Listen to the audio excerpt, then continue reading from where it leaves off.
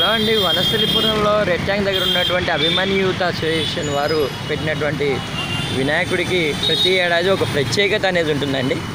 ఈరోజు కూడా నేను ఈ మందిరంలోకి వెళ్తున్నాను. ఎంట్రన్స్లోనే ఒక గుడిలాగా కనిపిస్తుంది అన్నమాట. ఇదంతా కూడా వనస్థలిపురం. ఇప్పుడు నేను లోపలికి వచ్చానండి. జై బోలో గణేష్ మహారాజ్కి, గణనాథునికి జై. చూసారండి ఎంత చక్కగా ఈసారి డాల్డా గణనాథుడు మనకి ఇక్కడ కనిపిస్తున్నాడండి. ఇక్కడ డాల్డాతో వేసినటువంటి గణనాథుడు. ప్రతి ఒక్కరు కూడా వనస్థలిపురం వచ్చిన వారు తప్పనిసరిగా ఈ వినాయకుడిని దర్శనం చేసుకోవాలని చెప్పి నేను మనస్ఫూర్తిగా కోరుకున్నానండి. ఇది ఇక్కడ ఎట్లా రావాలంటే ఎన్జిఓస్ కాలనీ బస్సుకి రెడ్ ట్యాంక్ అనేది దిగినట్లయితే మనకి ఎదురుగుండానే పెద్ద మందిరం మనకు కనిపిస్తూ ఉంటుందండి. చూడండి, జై బోలో గణేష్ మహారాజ్కి అనుకుండా మనం ఉండలేకపోతున్నాం. ఇక్కడ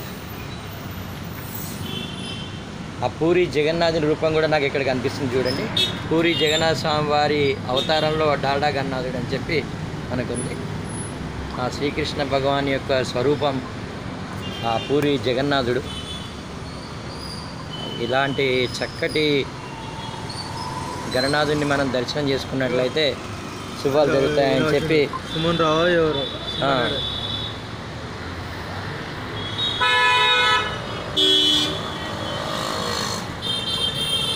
signing off Venkat from Vanasthalipuram కదమ్మా. ఎప్పుడైనా సరే 2-3 రోజులు సెలవు దొరికాయి అనుకోండి, చక్కగా మనం వనస్థలిపురం వైపు రావచ్చు చాలా ఈజీగానే.